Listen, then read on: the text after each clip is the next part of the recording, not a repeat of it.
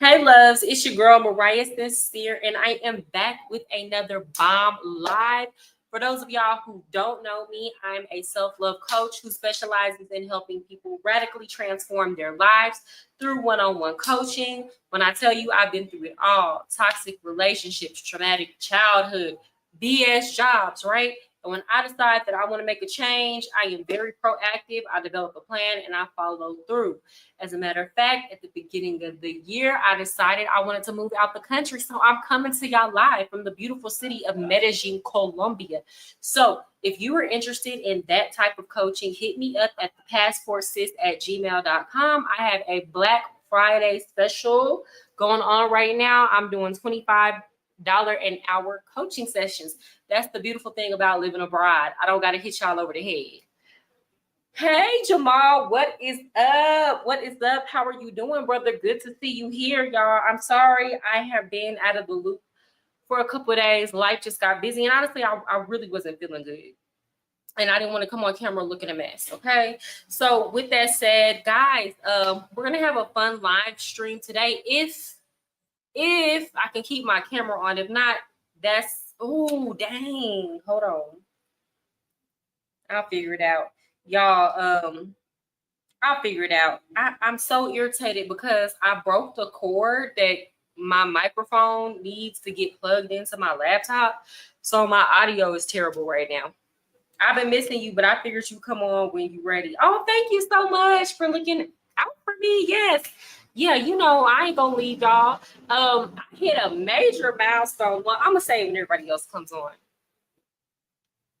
Thank you. Happy Thanksgiving to you too. So, you know, here in Colombia, we have a group of expats from the United States, immigrants from the United States. So for Thanksgiving, we are going to, is Thanksgiving tomorrow? Shh. Thank you, mama. Y'all, this is my mom in the chat. Hold on, y'all. Hold on. Let me make sure I ain't tripping. Okay, we getting together on Friday for Thanksgiving dinner. So that should be interesting. Dang, it's tomorrow. So we're not getting together until Friday. But yeah, this will be my first Thanksgiving out of, no, this is not my first Thanksgiving out of the United States, because I want to say maybe 2 years ago, I went to Mexico for Thanksgiving. So I was not here.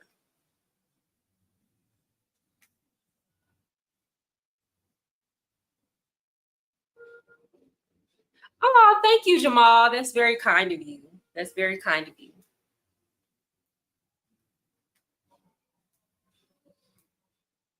And just to clarify, because y'all know I've come on here and told my story. My mom that's in the chat is my mom who adopted me out of foster care. I gotta say that, mama, because if not, they're gonna be looking at you like you ain't shit in the chat. Not that I tried to make my mom look like I just told my story truthfully. So I have to clarify here, y'all. Please don't be in the chat upset, mad, feeling some kind of way. Please don't, you know.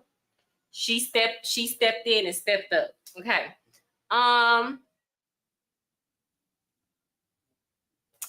With that said, guys, I'm gonna go ahead and get started. So I'm gonna put my headphones in. Guys, if my camera goes out, I apologize. I should have charged it. I just forgot. Okay. So first, let's talk about P. Diddy. I'm gonna get that out the way because to me, his news. I'm gonna get that out the way. So y'all know your boy got denied bail. Thankfully, he got denied bail. He don't need to be anywhere out in the free. So Perez Hilton put a TikTok up about it about an hour ago. So I'm gonna share this, and y'all can tell me what y'all think. A lot of people feel like he's being unfairly treated because he's a black man, but honestly and truly, I do not care.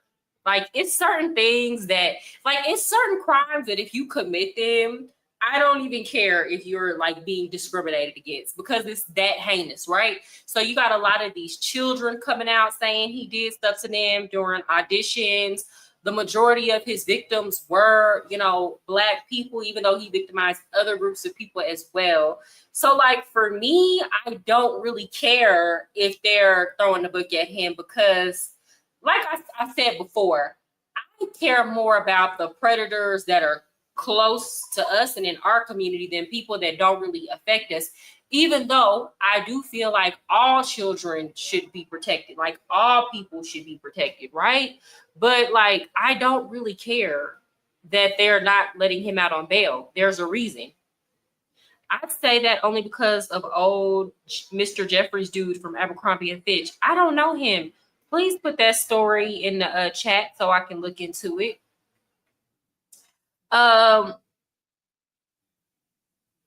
But even then, you know, and I've said this before, you know, people like to say, oh, they come at the Black man hard, but like P. Diddy has been free this entire time while Harvey Weinstein has been sitting up in prison. So it's like people like to cherry pick cases, but like when we talk about the Danny Mastersons who have went to prison for their crimes, y'all get what I'm trying to say? There have been plenty of white people in the industry who have went to jail. It's just we don't pay attention to those cases, right? So he's been out in the free longer than plenty of white people in the industry who got swept up in that Me Too movement. So honestly and truly, you can't really say it's discrimination. It's just, it's his time now. Guys, if y'all are just now coming in, hit the like button. Okay, let me get to the TikTok. Okay. Breaking news, and I am so overjoyed to report that Cassie's abuser and Kim Porter's baby daddy has been denied bail yet again. And he's so messy, not Kim Porter's baby daddy. I'll tell you why. I previously shared with you all that last Friday, the judge in Diddy's trafficking, racketeering, and all the other charges case ruled that he wouldn't rule until this week. So Diddy, the bail hearing was on Friday. His legal team was arguing that he should be allowed to stay in an Upper East Side apartment after the judge said no to Miami's Star Island, where he owns a mansion. They were saying that he would be monitored. Who this man think he is? He think he Pablo Escobar. That's what it is. If y'all never watched Narcos or know the history of Pablo Escobar, I actually live in the city that he's from, right? Envigado, Colombia. His family lives here. But, you know, when the government was trying to arrest him, he said he was going to put himself on house arrest. So he was like in a compound where he had everything. This man was rich. Like he was living lavish, living luxurious, sneaking women in, doing all kind of stuff. Now, Diddy, you ain't that. You don't got Pablo money, sir. You was only offering to put up $50 million for bail. And I know to us lay people, us common people, that seems like a lot of money. But to a man like Diddy, especially a man like Diddy who has a plethora of rich sugar daddies, that is chump change. That is a drop in the bucket. Monitored around the clock, no access to the internet, no cell phone, yada, yada, yada, yada.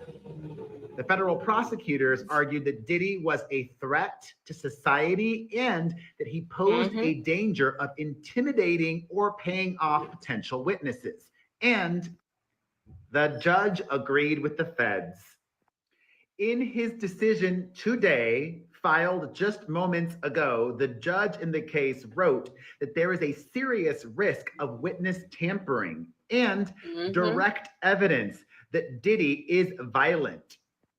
Not just the Cassie video, but also testimony and other lawsuits from people that... Y'all, there is probably so much that we still haven't seen and heard. I feel like the Cassie video is just the tip of the iceberg. Like, I'm sure that judge has seen plenty in discovery, right? And there were probably people around him the whole time who were taping and recording things and getting audio. For example, that video that we heard of Diddy allegedly busting down Meek Mill's cheeks. Now, it could have been AI. The voices could have been fake. They could have been AI generated. But that sounded like Meek Mill. Y'all know how Meek Mill be yelling in them songs? Hold on, wait a minute. Yeah, when he was talking about some, yeah, that sounded like Meek. I'm sorry, it did. So, I mean, you know, and then on top of that, when the feds raided his house, they had a whole bunch of tapes. So that's the thing about weirdos like this. They think they're so invincible that they're never going to get caught, or not even that they're never going to get caught. They feel like their money can pay their way out of every situation. So they keep these self-incriminating trophies. So I'm pretty sure that judge has seen a lot. I'm pretty sure that, again, he doesn't even understand the fact that this is not the 1990s or 80s when you would get caught up on a RICO charge. Like, we have text messaging now, right? A lot of the time people would talk on the phone using codes, or you talk to people in person. But if they have text messages that he sent, that is incredibly incriminating, especially if he was trying to tamper with witnesses. Have alleged violence against Diddy. Plus, weapons were seized from his properties earlier this year. Illegally possessed firearms with the serial number scratched off. His. Okay. In today's filing, the judge even mentioned the infamous 2016 security camera footage and incident with Diddy and his ex-girlfriend, Cassie. And the judge today mentioned Cassie's text messages to Diddy. In these text messages from Cassie to Diddy, which were included in today's decision, Cassie wrote to Diddy about her injuries that he caused, saying he was sick for thinking it's okay to do what you've done. Also, the judge is citing evidence that Diddy violated rules about communication behind bars, something that the federal prosecutors have alleged, including paying other inmates to use their phone access code numbers to make calls to people not on his approved contact list. Therefore, because of all of this and his compelling evidence of Combs's propensity for violence, Diddy has been denied bail yet again. Yay! An extra thankful Thanksgiving for Cassie and so many others. Diddy is where he belongs, behind bars. Breaking news. Wow. So overjoyed. Yeah, I'm so glad that he is not able to get out. This is just a situation where, unfortunately for him, but fortunately for the rest of society, he's not going to be able to pay his way out of this, right? Guys, my camera is about to die. I apologize. Y'all should be able to hear me on my speaker. But with that said, let's move on to other things. So, Drake should be a case study. Okay. When Megan Thee Stallion said, posted in another ninja's hood like a bad bitch, she went off, because that's what Drake is giving. Drake is what cosplaying as a hood ninja goes wrong looks like. Drake gives Karen vibes. He gives white woman vibes. And no offense to all the white women out there, because it's plenty of people of other races that behave like Karens too. I've been running into plenty of them as of recent, right? But y'all know what I mean. You know, he don't live by the same street code. I got to understand, he's Canadian. He grew up in a middle-class family. He was on Degrassi. He was wheelchair Jimmy. He grew up in a proper environment, and there's absolutely nothing wrong with that. That is the goal. The goal is to raise your kids in a good environment, okay? That is what is the most productive for humanity. The problem is everybody want to be a hood ninja, but don't understand street code.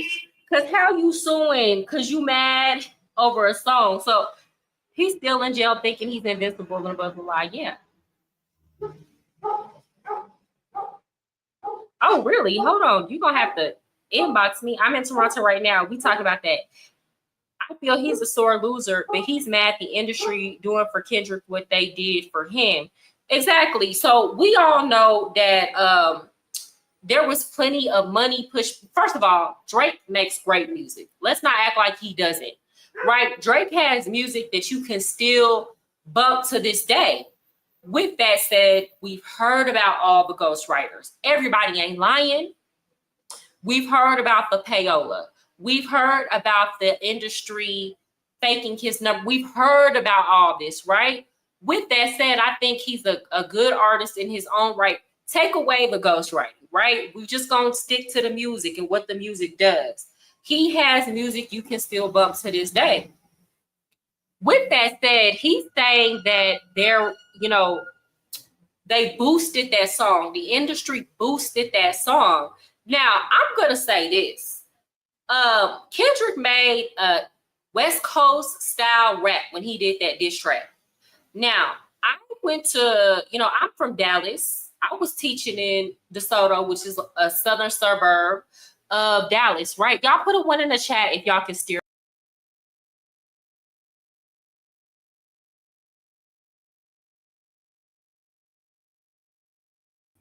Y'all put a 1 in the chat if y'all can still hear me. Please. Okay, anyway, so all of my kids in DeSoto, Texas were bumping They Not Like Us. Thank you, Mom. They were bumping They Not Like Us. So it's not like the song wasn't popular. How does the audio sound, y'all? Y'all let me know. Does it sound bad? I know y'all can hear me, but how does it sound?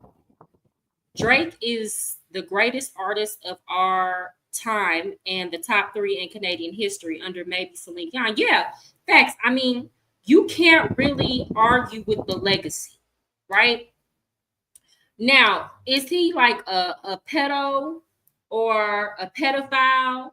Like what's a PDF? Can I say that on YouTube? Like what Kendrick was alleging? I don't know, to be honest. I think that situation with Millie Bobby Brown was very weird. And I have seen him be a little too inappropriate with underage girls on stage at his shows. Okay. The whole Millie Bobby Brown thing in itself was just weird, right? Because why are you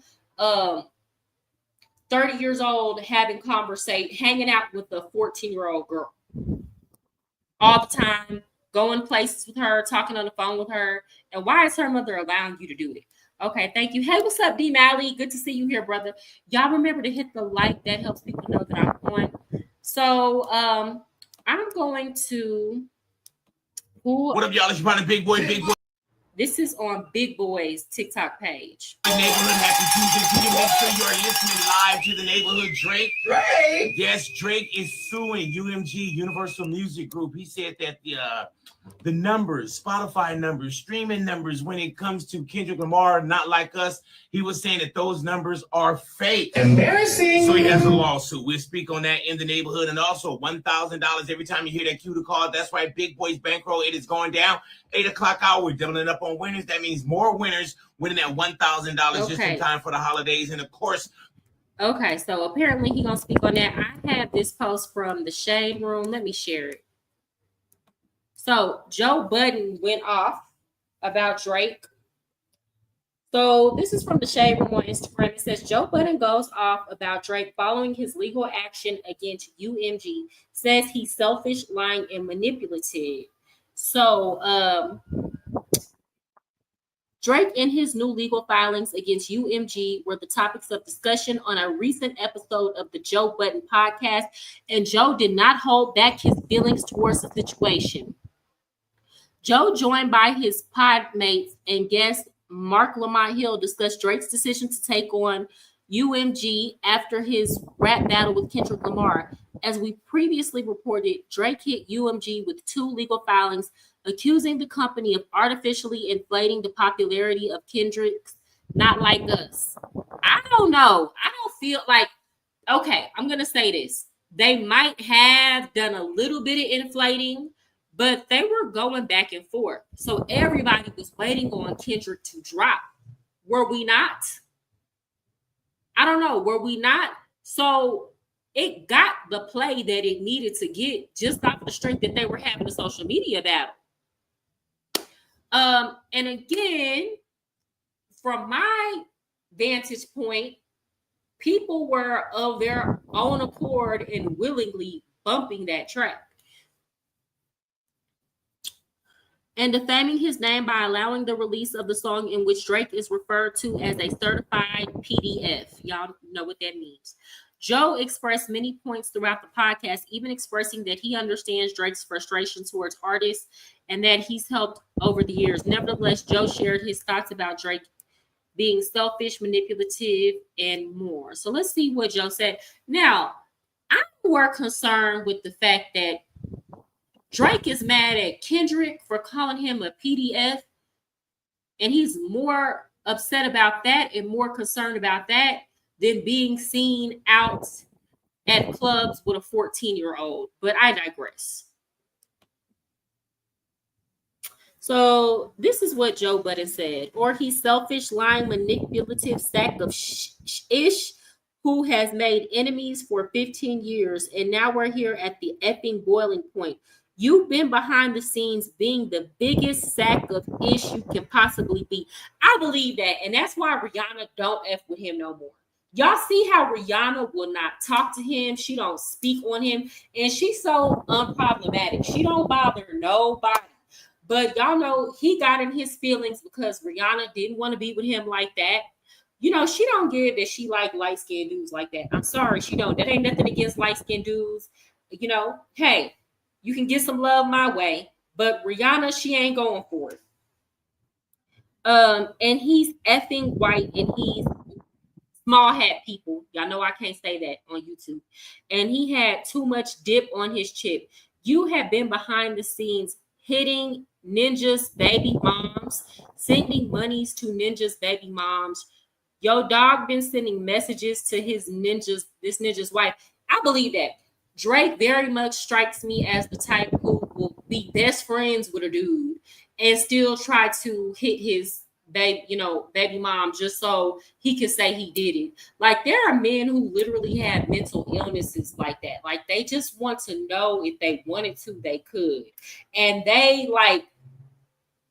try to get with all their friends, girlfriends, and baby moms.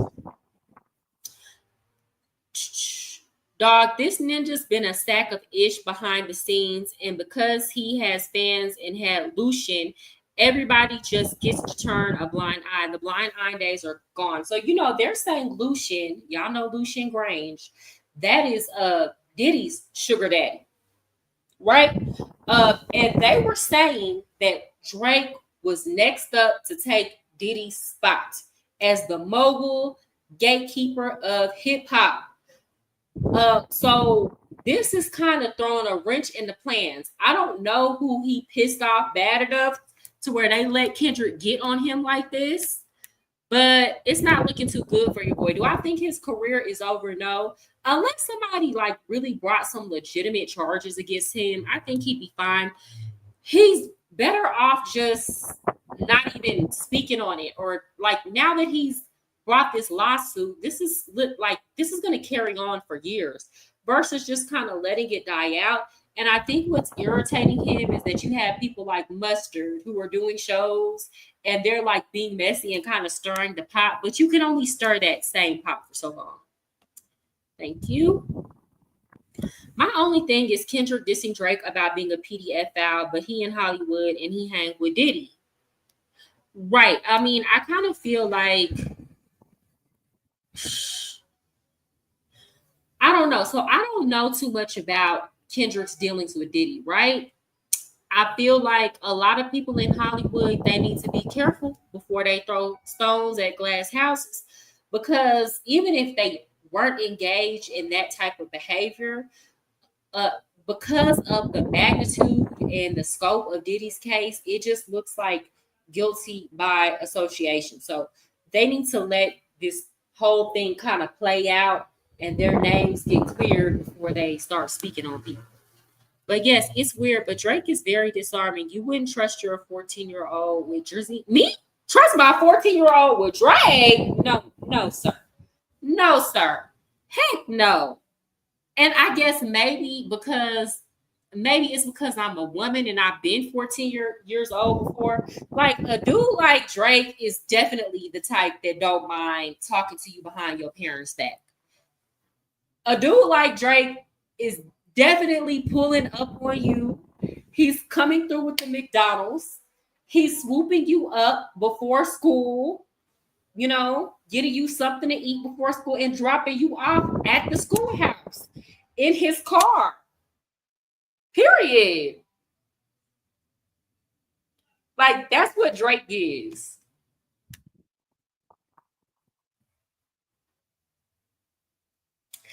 And that's what I'm saying. I don't know if he pissed somebody off. I'm medium complexion. Nobody loved me either. Hey, I like who like me. I don't discriminate. Okay, so let's continue. I think I had another. Well, I'm gonna get off that because honestly and truly, Charlemagne has something to say about it. Charlemagne and what's this boy's name? Off of Flagrant.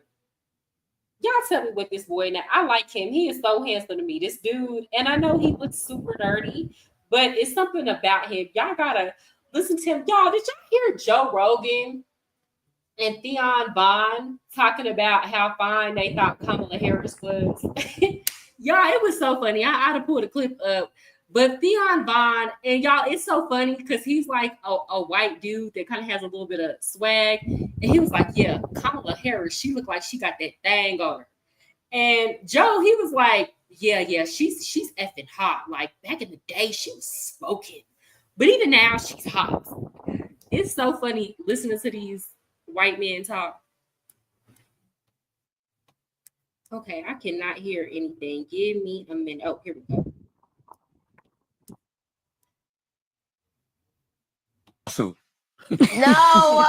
That's gonna sue. Listen. Why? He needs to sue all the investigators on Twitter have been pulling all the stories. The investigators on Twitter ain't got shit to lose. Let me tell you something.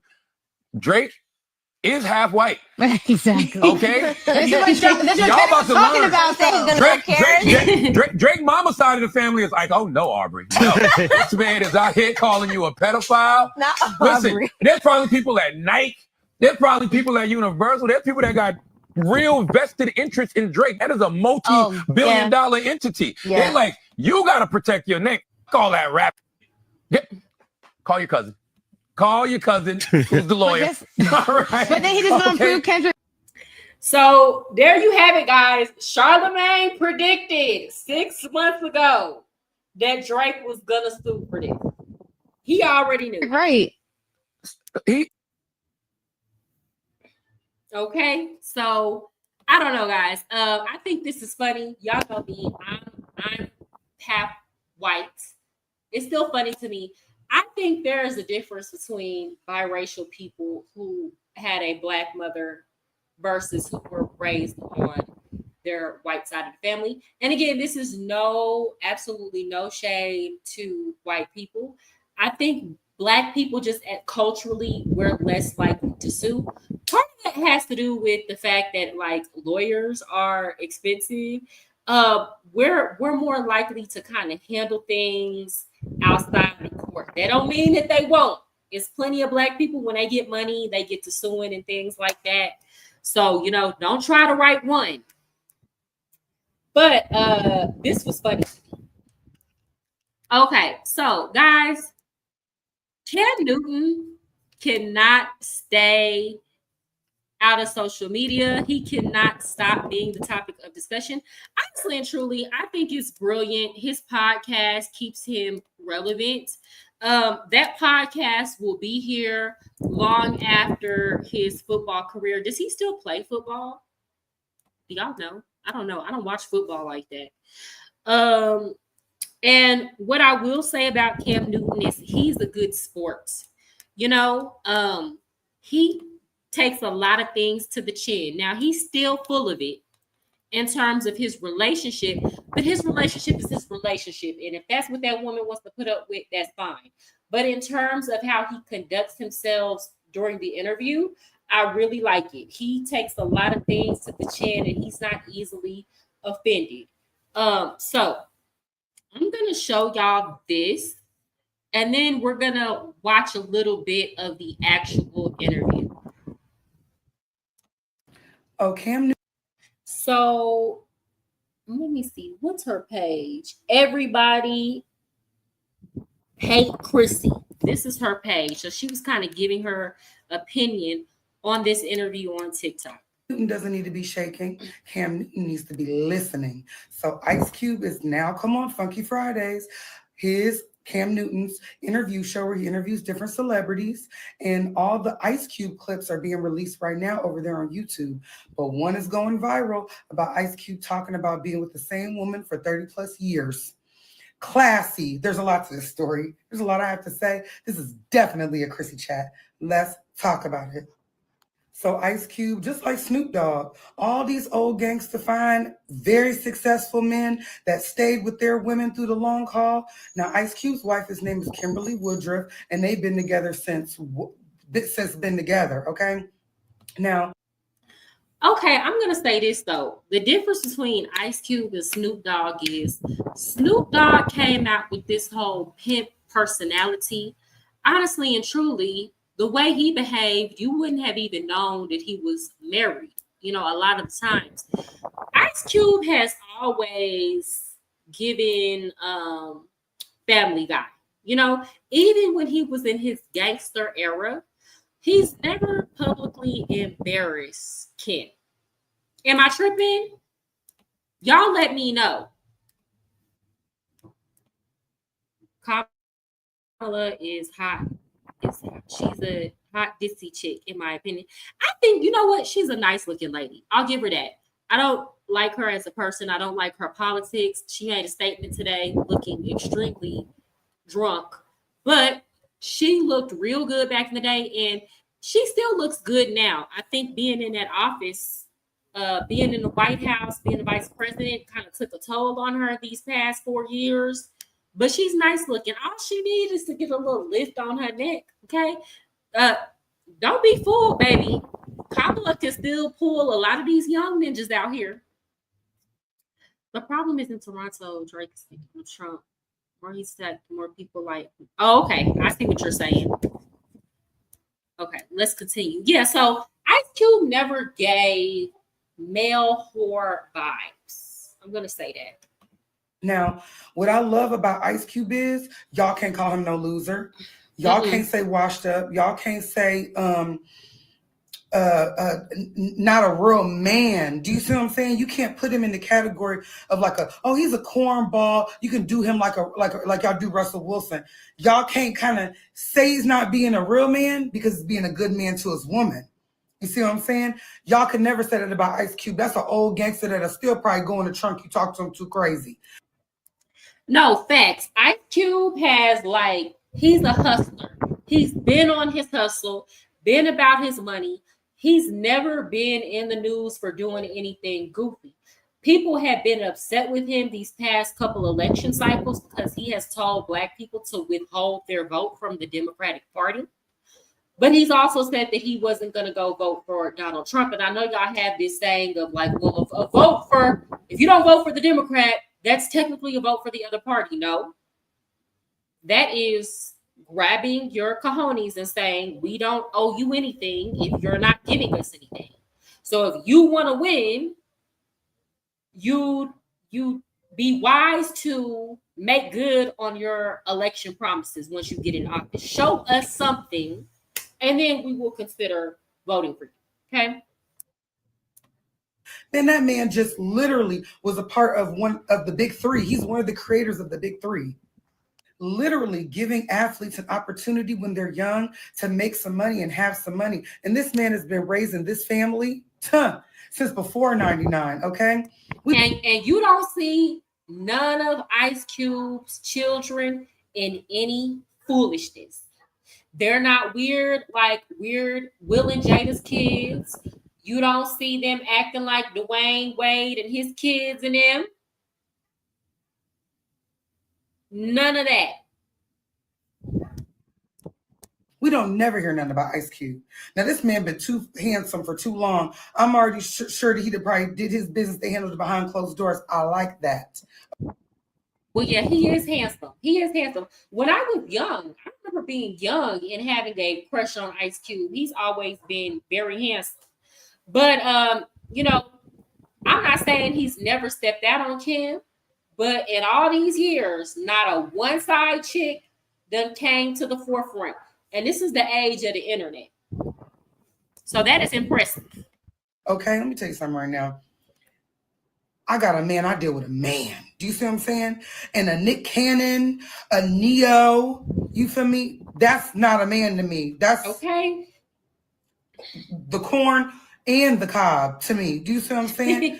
This a man. Do you see what I'm saying? And he's trying to tell Cam Newton, I honor my woman. Yes, you don't like your mama every day, but you love who you with, and that's my woman. She's mine. I'm hers. I don't want nobody else messing with my woman. Have an opportunity to hop on my woman. And that's what I'm saying. I don't care what y'all think. A lot of Nick Cannon's baby mamas, I'm sure that some of them are whipped and trained like a Brie Teshi, but they ain't all with him. I'm sure there's another man that comes in. And if y'all look at Kim, Kim still looks good. And I've always said, you can judge a man and how he is treating his woman based on how she looks. For example, I see plenty of men walking around here looking young, fresh-faced when they're in their 40s, 50s, and 60s. And the woman looks tired, raggedy, and wore down. Sometimes she's gained weight. And y'all know as we get older, it's harder to keep it off of us. But when you see a woman and she looks just naturally youthful and glowy, still in her 50s, 60s, even up into the 70s. I know a woman that's almost 70 years old who's got a body better than most women in their 20s. I'm not even gonna hold you, but she's got a good man, and she didn't live with a man who was dragging her down and mistreating her. She waited, and she didn't get married until she was in her late 50s, right? She looks good and her man does right by her. So any woman who I have seen that has a good man, there's evidence of it. Anytime you see a woman looking too tired, raggedy, and wore down, that's because that man done drug her through the mud for years. Meanwhile, he still got a glow and a shine about him because he's been getting all his needs met from multiple people, or the woman has been doing all the labor at home. She tired. Ice Cube was one of my favorite of all time. He was my hero as a kid. Yeah, across all generations, he has a solid reputation. Takes care of their households while they go off and be corny like Cam Newton. And you can't say nothing about that lady to me. That's a cold piece. Oh yeah, she been holding it down, and that was smart. All the opportunities that Ice Cube has had in movies, in sports, in music. I'm gonna say this. That's the couple that looks like they go together too. So Kim is very beautiful and Ice Cube is handsome. Now, you know, they've changed through the years. They've gotten older, but Ice Cube always looked good. I'm sorry. He just got a little older, but he's always looked good. So this is a situation where you got a woman that's really, like, if Ice Cube didn't have any money, she'd probably still be with Ice Cube. This is not a situation where he got with a chick that he wouldn't be able to pull if he was broke or an average earner. Y'all understand? This is what you call looks compatible, equally yoked. It looked like it makes sense. You know, he looked like he got with the woman that he wanted. She looked like she got with the man that she wanted. Been through him with all that. That's what you want. And guess what? Let me tell you the biggest part about this. This is the most important. I need y'all to listen to me. Let me make myself bigger because I need you to hear me.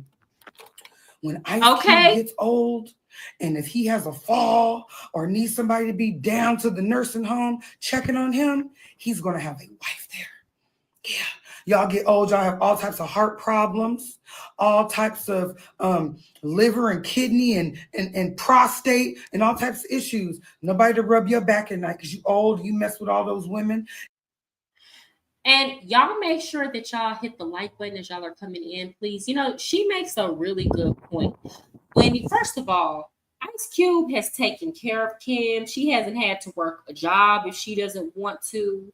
So, like, this is a man that absolutely deserves for his woman to nurse him in old age, if that's what it takes, right? Because he's been holding it down for years. He hasn't embarrassed her for years. He's been a real solid dude for years. He looked like the type to get out and change tires and all that kind of stuff. So, like, yes, when women are saying, you know, that they wouldn't mind being submissive, like that you naturally submit to a good man, this is a great example. And then the women, they go with the children. You not being a good father, you got all these women, you are able to pay them attention. The children's not gonna come to your house. The children gonna go to their mama house. No love for you. When you old, Ice Cube gonna have that love. He gonna have a gorgeous woman sitting there rubbing his back all night because he cherished her throughout the years. Take a lesson. You want to be Ice Cube or you want to be Cam Newton? Yeah. Oh, Cam Newton doesn't need to be shaking. So let's go back and watch some of this interview where Ice Cube is talking about family. So this is on Cam Newton's podcast.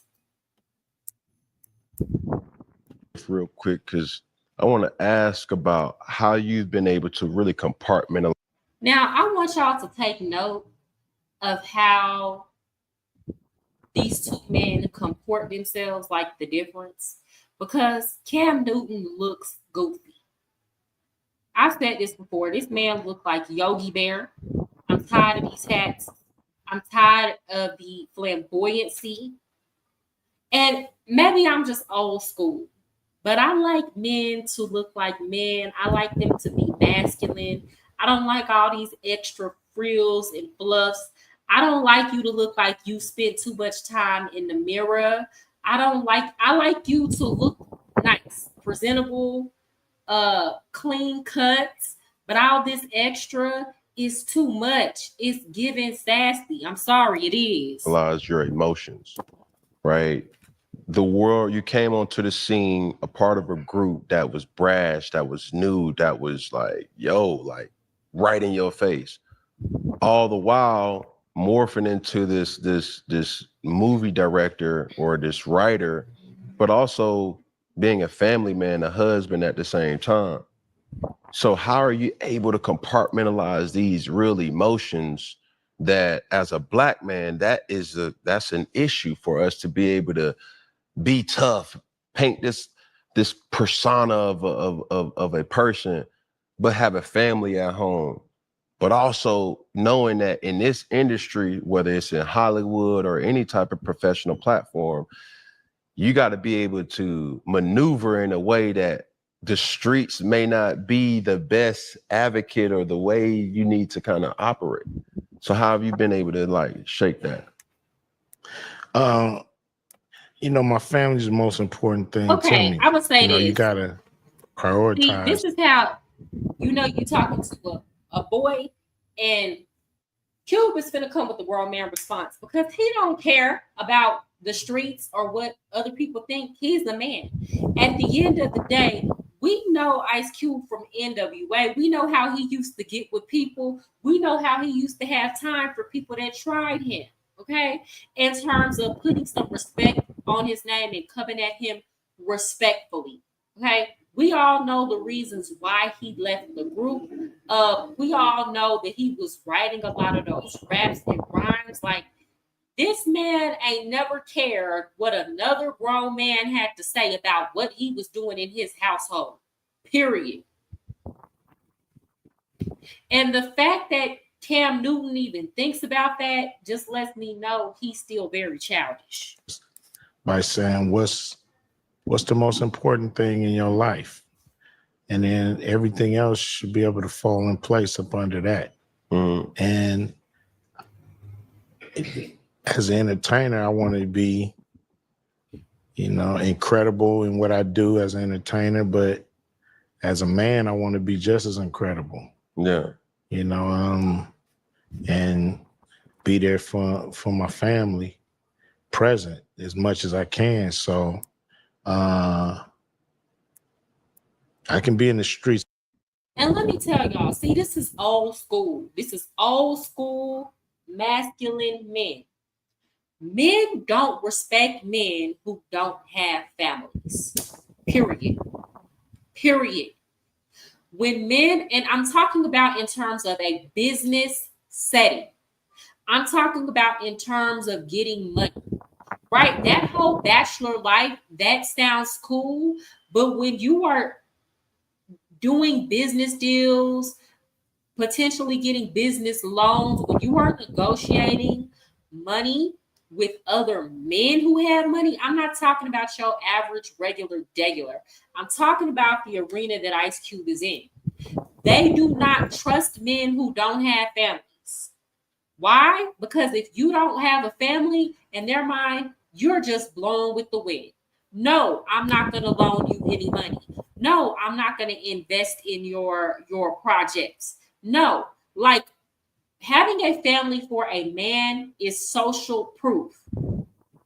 It's almost as important as your credit history when you're talking about dealing in big money with other men who have a lot to lose.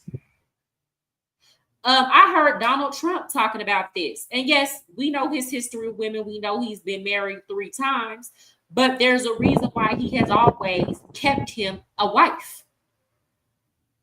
So real grown men know and understand this, that having a wife gives them social validation among other men who are of high caliber.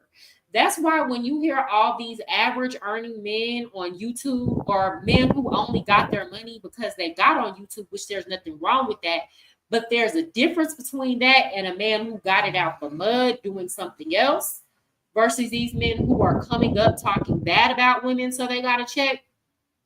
They're the ones who sit on the internet talking about, oh, high value men, they don't want to settle down and get married because they have all these options.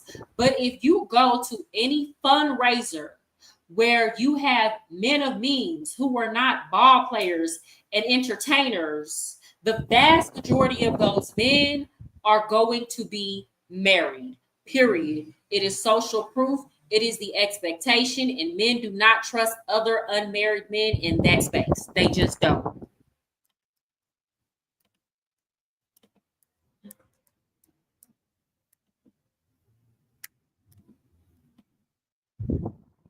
Hi, Big Money Politics. My son thinks Cube is ancient and a dinosaur. Well, yeah, I mean, that was a different time. I hate these men who corrupt other men and talk down about women. Yeah, it's giving whack. It's giving lame. I hate to see when men who really don't have money like that, like for example, and it's not that I didn't agree with some of the things that Kevin Samuel says, but he didn't have the money that people thought he had to be sitting up talking about what high value men do and do not want.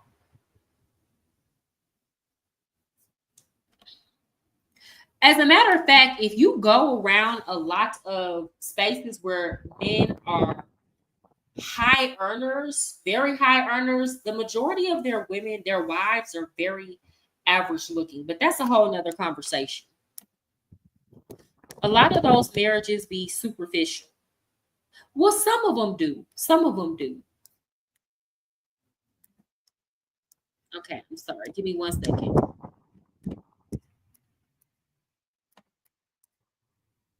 It's a lot more than I do, but that ain't where I want to be. I'd rather be present and there for the people who've been there for me. Do you come from that though? What you mean? Like family. Like you're married. Yeah, my mother and father was together. I got a brother and 2 sisters. They're older than me. Mm-hmm.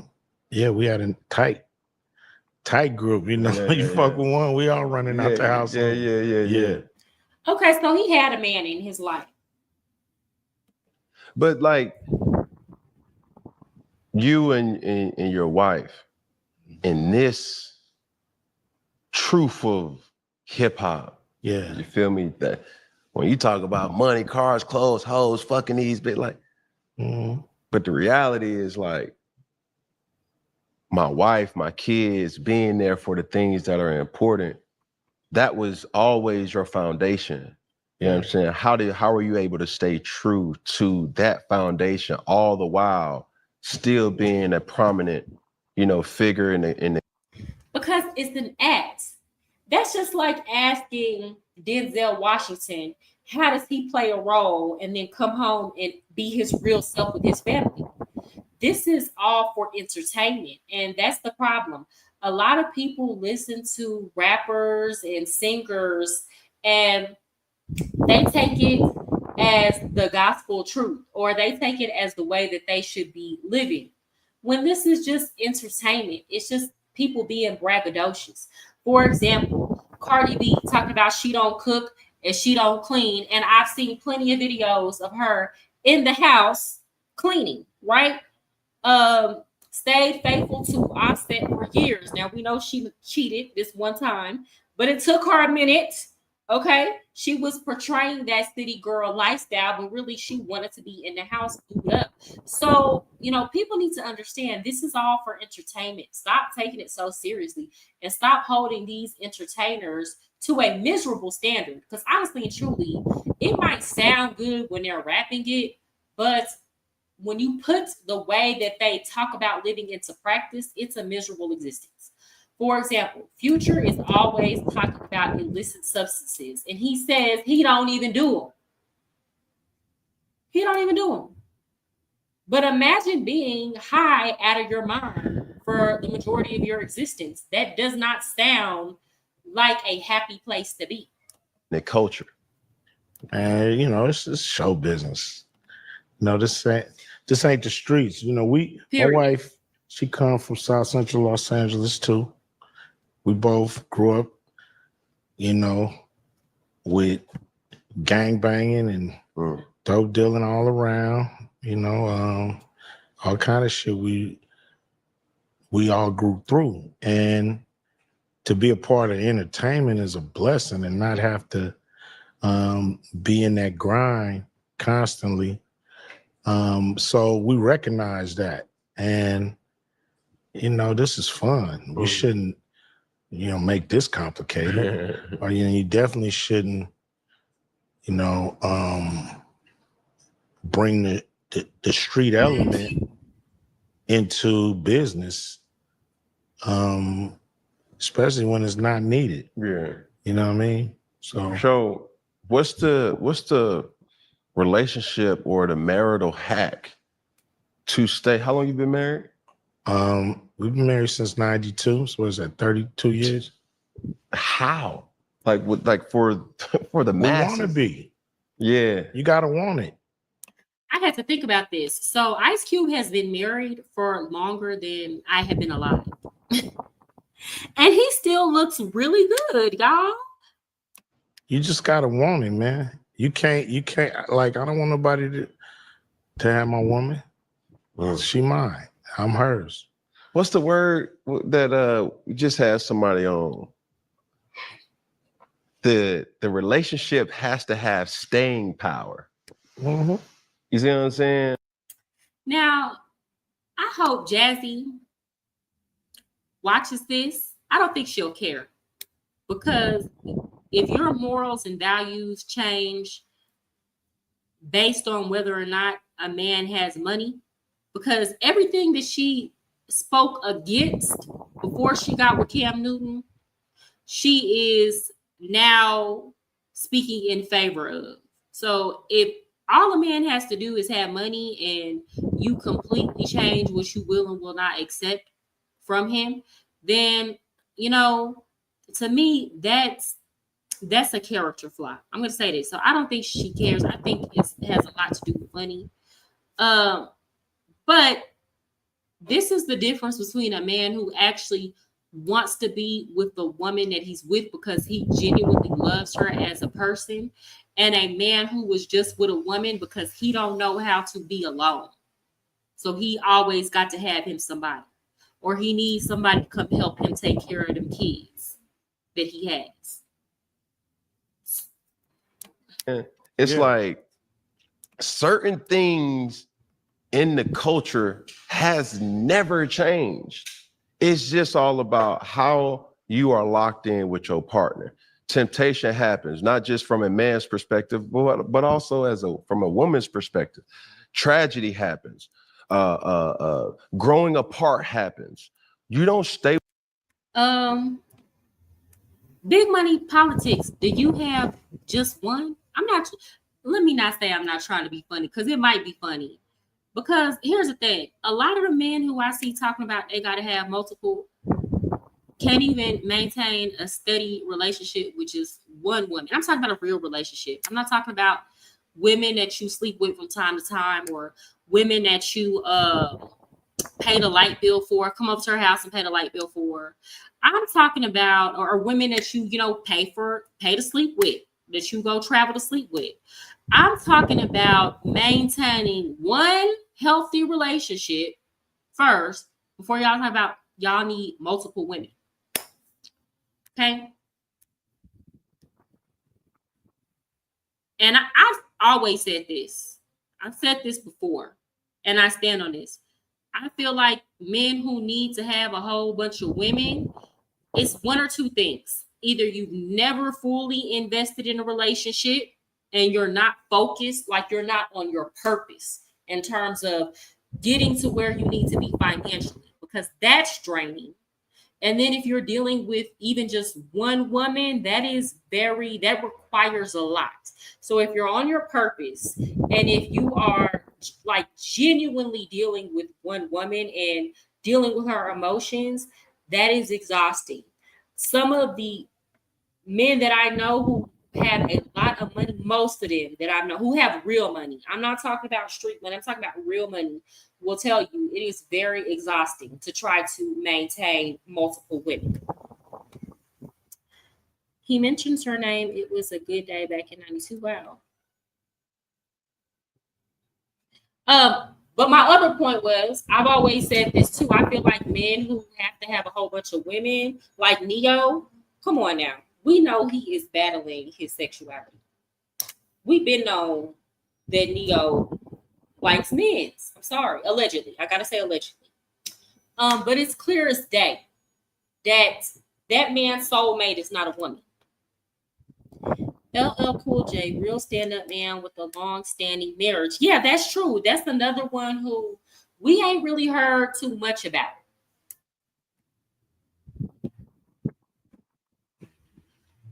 Well, I've heard a couple things, but I feel like for a long time he's been on the straight and narrow. I feel like for a very long time he's been on the straight and narrow. Well, cheating from a regular dude as opposed to a superstar or a billionaire to me is a little different, depending on the relationship dynamics when he's there. To me, it's no different. I guess it depends. Like, if you're the type of woman, and I completely understand this point. There are a lot of women who feel like, who have resigned themselves to the belief that all men cheat. So if you have resigned yourself to the belief that all men cheat, then yes, it is better to go get cheated on by a rich man than a broke man, right? Especially if you've been dealing with broke men and all, or an average earning man, right? And all they've been doing is cheating on you, right? Then you have women who don't believe that all men cheat. And then you have women who believe, okay, maybe all men do cheat, so I'd rather just not deal with men. Not on a deal with women type tip, but y'all know what I'm saying. If you don't mind working and making your own money and struggling sometimes if you have to, those type of women really don't care if you have money or if you don't, because they just rather not get cheated on. If I were uber rich, I'd be poly so my bestie and perfect woman could be in the same household. Plus, I love women, but that's me. So you say you would let your bestie sleep with your woman? This is interesting. Y'all hit the like button, please, if y'all are just now coming in. Let's continue. Stay with a person for as long as you've been with your person and can honestly say, man, every single day I wake up and it's just, you know, doves flying. And I mean, but who in your life is it like that with? yeah. You know, you don't. That's the problem with men like Cam Newton. You want to feel butterflies all the time. Sometimes the person that you with get on your nerves. I don't have not one person in my life who has not gotten on my nerves. But that doesn't mean that I don't love them and that I'm not loyal to them and that I wouldn't do right by them, right? For example, I live in a house with my daughter, love my daughter, would do anything for my daughter. Like, we'll go to war and behind my daughter. Some days I get on her nerves, and some days she get on my nerves. That's still my daughter, period. And we're in this for life. I don't understand why people don't think that the same thing doesn't apply to romantic relationships. It's like we don't allow people that space in relationships. And I'm not talking about cheating. I'm just talking about differences in personality or differences in mood that day, or maybe not handling conflict the best way that it should have been handled. Like going through those kind of ups and downs, right? When we say good times through the good and the bad, that's what we're talking about, okay? Not you want to have. You don't like your mama every day. Mm. Some days she get on your nerves. Some day, you know, your brother, sister, people that you love, spend a lot of time with. Every day ain't gonna be roses. Yeah, you can't expect that from your spouse. You know what I mean? It's all about, are y'all a family or not? Now, and that has nothing to do with marriage. mm-hmm. Because I've seen people break up and still be just as tight as they was when they was together. For sure. And there for each other, you know, all the way, you know, in sickness and all that, just still there because they made a commitment with each other, even though they might not be able to live with each other. Yeah. You know, so it's really all about, you know, a real commitment, and not, you know, looking for, you know, all your needs to be met all the time. Mm-hmm. You know, it's you know, you got to be willing to give. You know, for sure. And as a person that you want to. Oh, that's beautiful. Yeah, I think I got.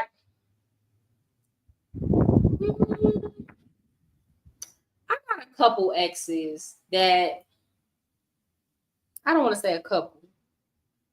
I got like one ex that if they needed something, I'd still be there for them. Right? But I know relationship wise, because of the space that they're in, it's not going to work out. I'm going to say because of the space that I'm in, because it's just something. I'm one of those people who you're not even going to talk to me any kind of way. It's never going to work out between us, right? But at the same time, I would still be there for that person if they wanted me to be there for them. I'll say that.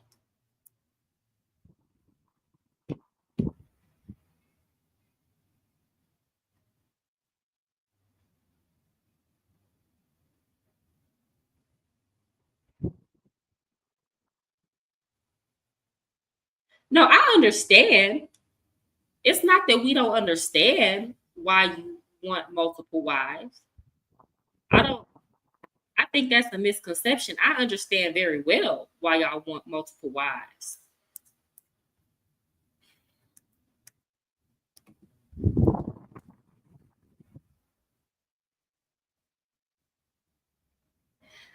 I think that well, I'm not going to get into that right now, honestly, because we could go all night talking about that. I will say this. I think most males are wired that way. So I'm not going to disagree with you. I don't think men who want to be with multiple women are the exception to the rule. I think that's the rule. And I think only men who have mastered themselves get to a point where they don't want that, where that's unappealing to them. I think only men who have mastered themselves and have discipline. So when I see a man who wants to be with multiple women, all that tells me is that there are multiple other areas that don't even have to do with women. Multiple areas in his life where he lacks discipline. To give to your time, effort, and love. Right. So even on the family tip, like you have children, right, that indirectly or directly were raised in this entertainment world. Mm-hmm. You know what I'm saying? How has that been for you? Like, I only know O'Shea, right? But you obviously have other kids. Are they involved in the industry? Here and there, you know, as they want to be. Mm-hmm. My oldest son, Daryl, he helped me produce Straight Outta Compton. He's helped me out with my properties and my businesses, and you know, so he's not in front of the camera, he's behind the scenes. And you know, my youngest two, they still having fun, you know, just living their life, enjoying themselves, and you know, luckily they can do that. Yeah. But even like for me, having children, right? And there was a word, a cultural word recently, especially when the NBA draft happened, nepotism. Yeah. You know what I'm saying? How do you? What's wrong with nepotism? I'm not saying there's anything wrong with it. That's what I'm saying. Like nepotism is it's a beautiful thing. For sure. It happens in every culture. It happens in every business. It happens in every. As it should. Right.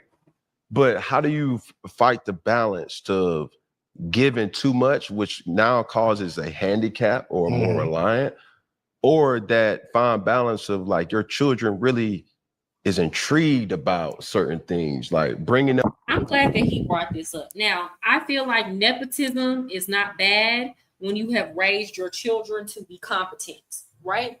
So if you work in an industry and you're the best at what you do, and you're in a position to put your kid in position.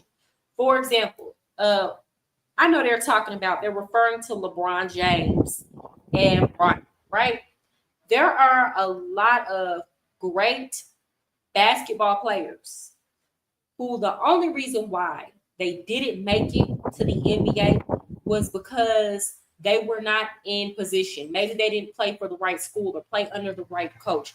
There are plenty of men who probably ball better than a lot of the men who are in the NBA right now. What nepotism should allow for you to do as a parent is put your child in position after you have properly raised them up to be competent in the position that you're trying to put them in. For example, Bronny, his father is LeBron James. He's had access to every resource to dominate. And he might not be the most talented, but you know, a lot of these basketball players like Kobe Bryant was like, my work ethic is gonna beat out the talent. And that's true.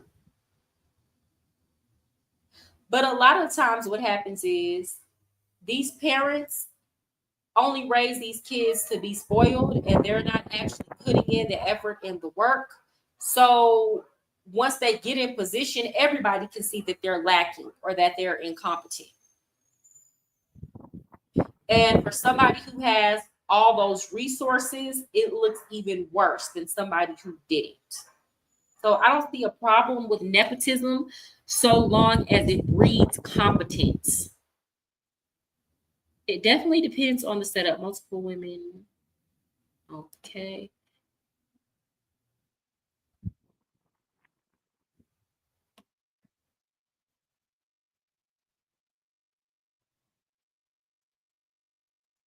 And yeah, and that's what I'm saying, Jamal. He's too comfortable to be hungry, right? He's too comfortable to be hungry. And I believe that you don't have to, if you have money, that don't necessarily mean that you have to raise lazy and entitled, subpar, mediocre children, right? But that comes with the mindset and a structure that most parents feel too guilty to implement once they've gotten some money, because they feel like, oh, I want to save my kids from every single hardship that I went through. I talk about this all the time. You know, I used to work in a suburb where the majority of my students were, you know, the first generation out of poverty. Their parents moved to the suburbs out the hood, were the first to go to college.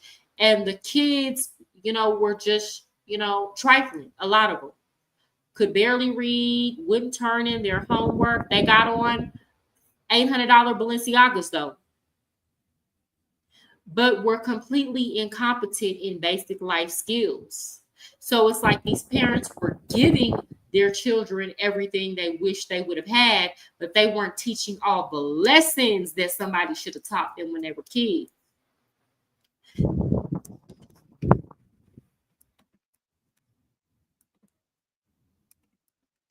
Let's continue.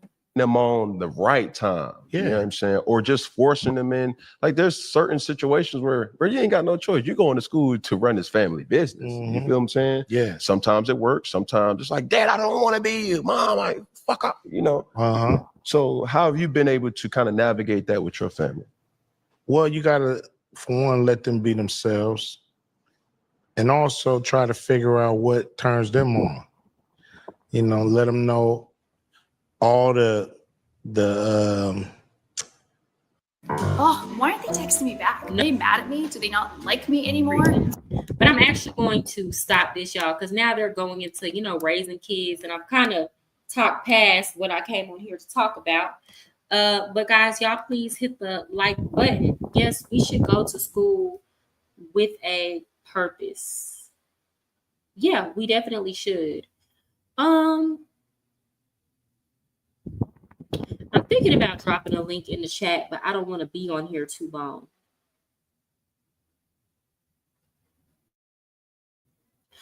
Okay, I'm going to drop a link in the chat. If nobody comes on within the next 2 minutes, I'm going to get off of here. And then if I drop a link in the chat, the max I'm going to be on here is like 20 more minutes, y'all, because I got to get up and go to work. Well, I work at my house, but still, I got to get up early. I start work at like 4 in the morning. Whoever wants to come up, you don't have to cam up or anything like that if you don't want to.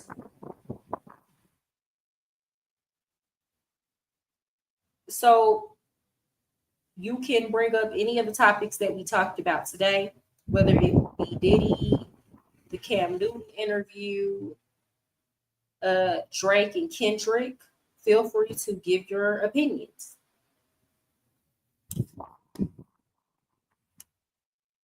Hey, DJ Batman, how are you today? Hey, Jamal, good to see you, brother. How are you? I'm okay. I mean, just mute this thing here because I wasn't sure. I'm okay. I mean, I can hear an echo. Yeah, there we go. Yeah, I muted the TV. Okay, Yeah, perfect. so no, but anyway, yeah, I just wanted to say happy Thanksgiving to you. Thank you. I'm not Happy an Thanksgiving expat. to you too. Thanks. I'm just a permanent resident in Canada. So, but anyway, what I wanted to say is that, well, first of all, I appreciate your show. It's very refreshing, and you know, I feel like it's not overly stuffy. Now, I don't know what's going to happen when you get up to 100,000 subscribers, how much freedom you'll have and monetization will happen, all that politics. But I just like the fact that you know, you talk about a variety of different subjects, and you talk about them in a very fair type of way. I feel like as a man, I can go and express some of the stuff that I want to express, and you're not looking at me crazy. And sometimes you want to bounce your ideas off people. Sometimes you do say something crazy. You let somebody you say it out loud. Somebody goes, no, that's not a good idea. Here's why. You know, and Mm-hmm. so I just want to let you know that I appreciate that. I don't care if you disagree with me or you think I'm crazy or I'm not the type of dude you think or whatever. I don't even care about that. I'm just happy that someone like you has a open platform like that. Um, so I guess that's one thing I want to. Since it is Thanksgiving, there's not a lot to be thankful for. So I'm very thankful for that, and I'm thankful for um, the fact that one of my kids are in jail. Not Which one of is your kids are in jail. Is that what you said? yeah, because that hasn't Oh, been the that's case right. most of the last couple years. Okay, well you're blessed in that regard, and I really appreciate you coming up here just to tell me that. I appreciate you. I appreciate my subscribers. I'm not sure how big this channel is going to get, and I I know for a fact, just because of my personality and how I am, that I always remember the people who were rocking with me to begin with. That's just me. So just know there will always be room and a space for you to come up here and give your opinion. And I say this all the time. I'm a woman, so my bias, I have no problem in admitting that I have bias, but at the same time, I'm a staunch advocate in free speech. And I feel like, you know, we can differ in opinion. And if we talk about it, if a good points are being made, a lot of the times people go back. I've listened to people who I disagreed with, and like years later, I was like, you know what? I kind of see the point in what they were saying. So the conversation isn't pointless just because you disagree. And we can disagree respectfully. Yeah, that's true. And I think the fact that um, Hey Omar. YouTube, YouTube is so polarizing, just like the way the country is. It's just crazy how I talked to the fact because I have my nephew's funeral on Zoom, and so Mm. many of them, it's like they live in a bubble. This is in Chicago, and they live in a bubble, and it's like they actually are like, so what happened during the election?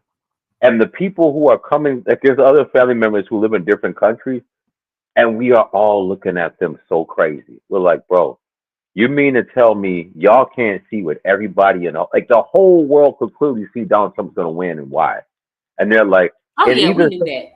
and even somebody I respect like FD Signifier, this fool actually said, I always thought that it was racism and a misogyny. I'm like, dude, you way too smart. And I had to cook some of the guys that was on this. And like, I know it's out of my place to do so. Because if I was doing better in life, that's why I want to have a YouTube channel where I focus my default position focus on people who deal with mental health and who are struggling, and then move up Yeah.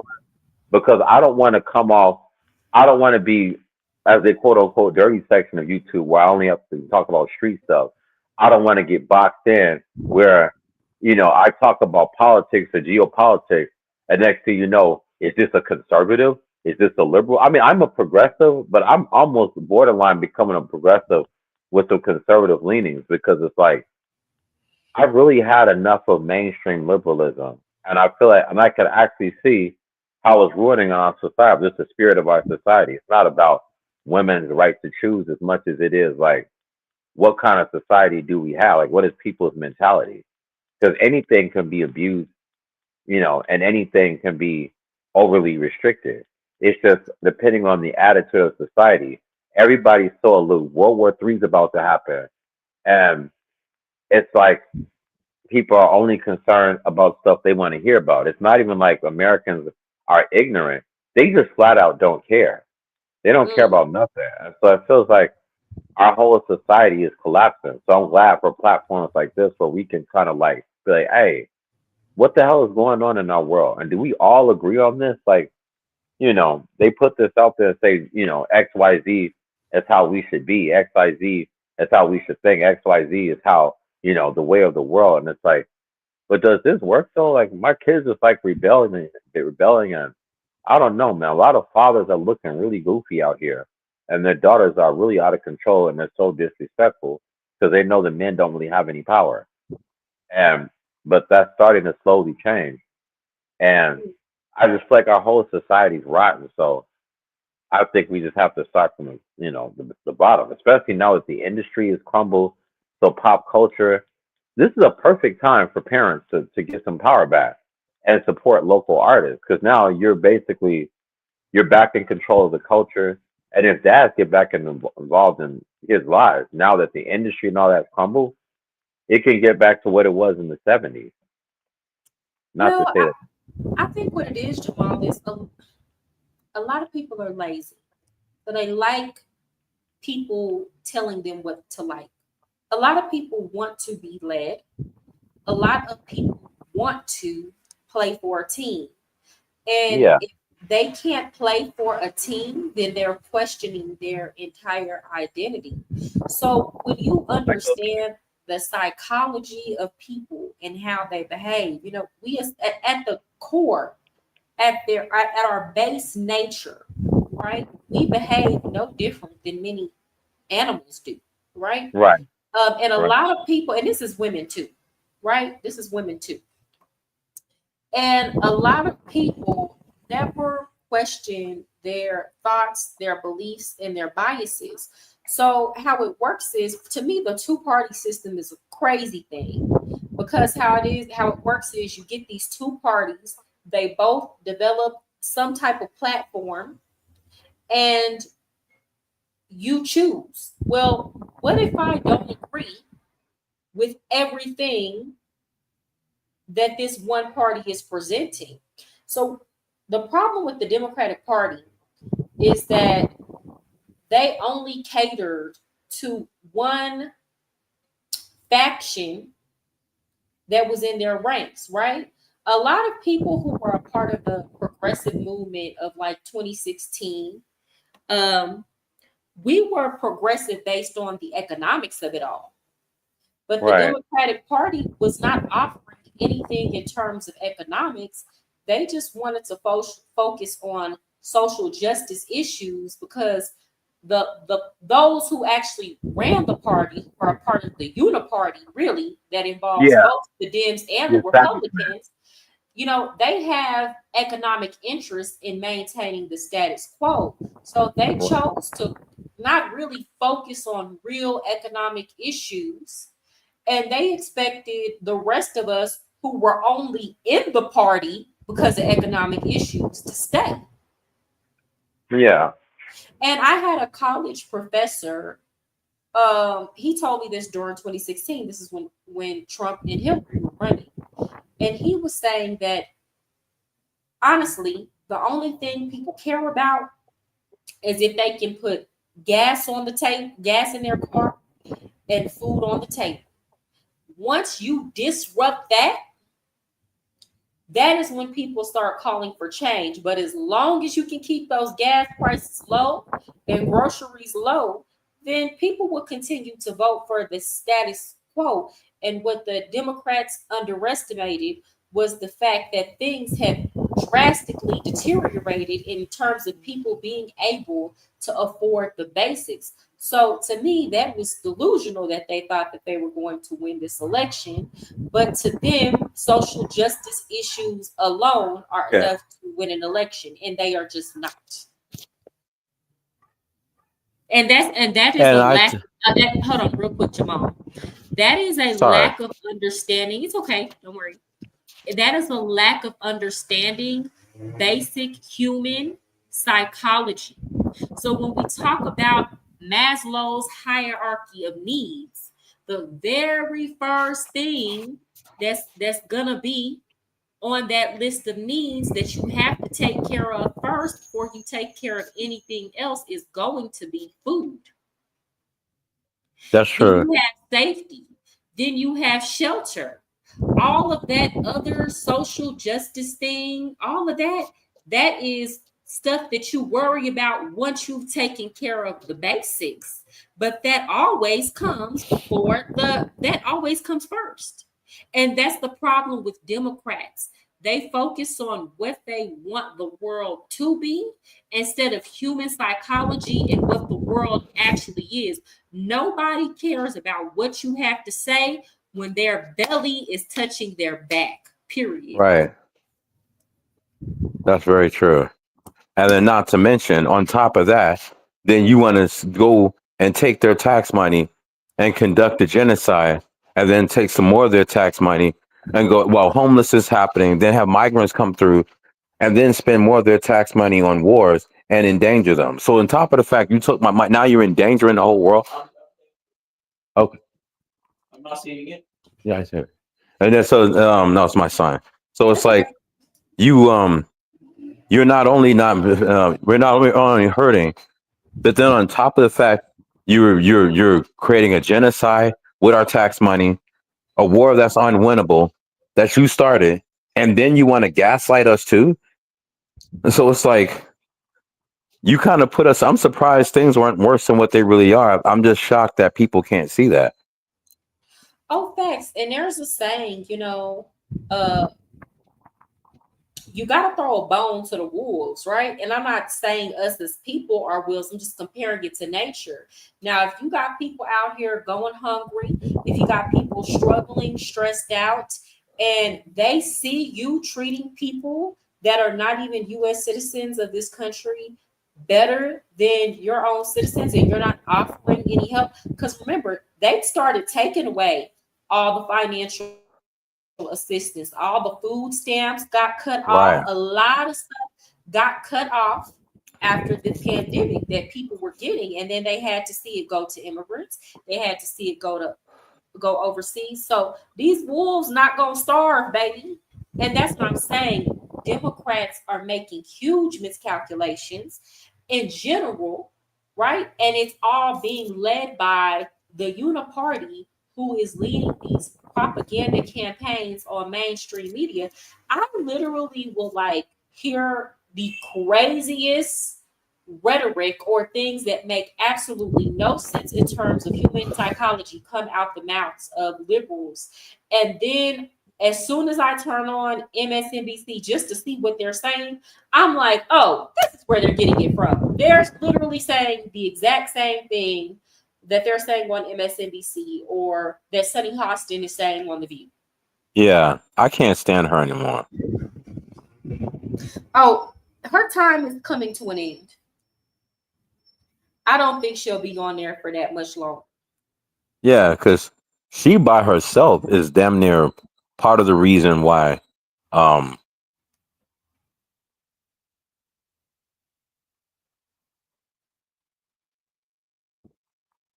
Hello. Jamal, are you there?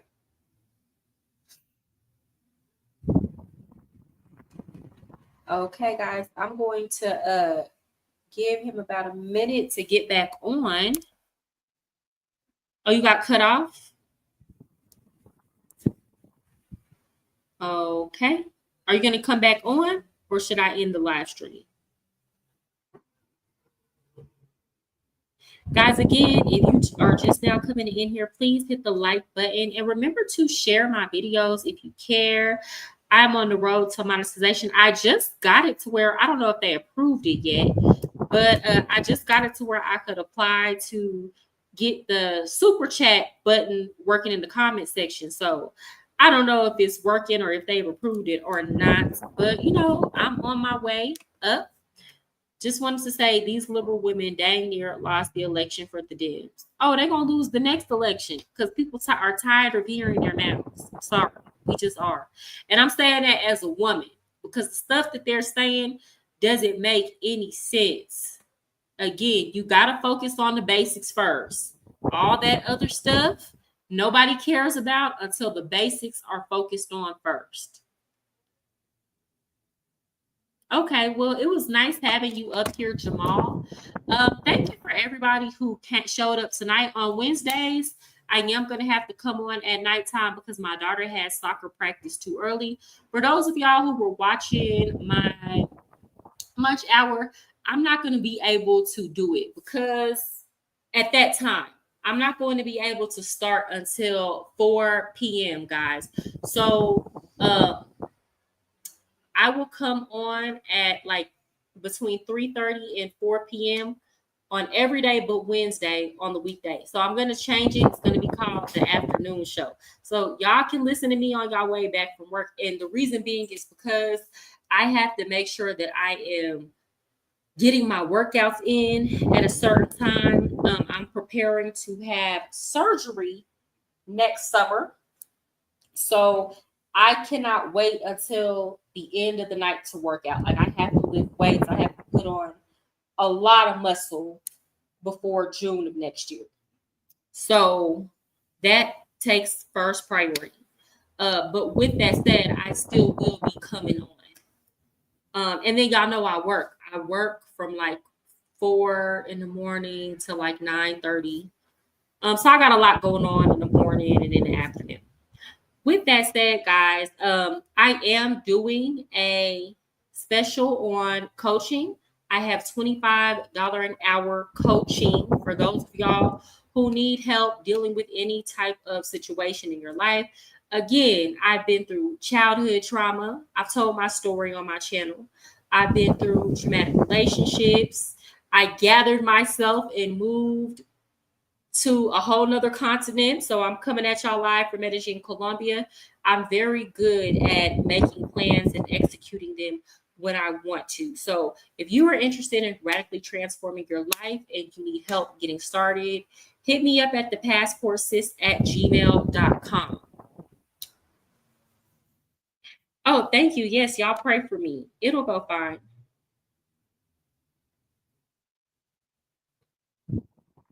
I can't. What is an e-transfer? What is that?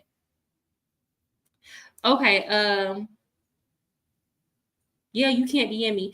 Jamal, follow me on Instagram if you have Instagram. Yes, guys. So y'all follow me on Instagram at Mariah Sincere. I'm also on TikTok at Thepassportsis. I'm missing Skinny here. You know, Skinny, he always makes sure y'all were getting all this information. So maybe we'll see him tomorrow. With that said, guys, y'all have a good night. I will holler at y'all at the afternoon show tomorrow.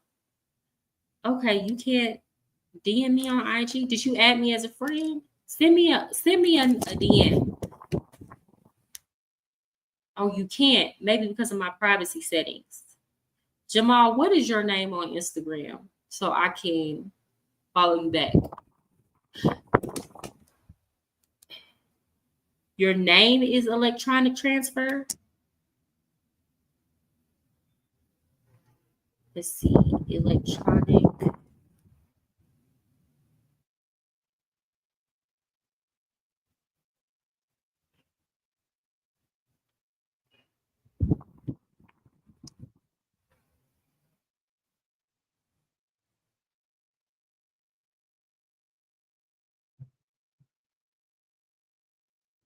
Are you following me, Jamal? Let me see. Is your name electronic transfer?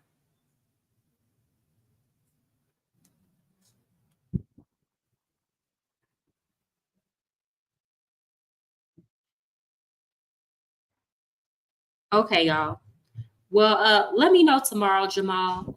Y'all have a good night. Thank you for coming. Remember to hit the like button on the way out. Okay, Jamal, send me a follow request. Oh, your email. Okay, you want to, emailing. Okay, you want to do a coaching session is what you're saying.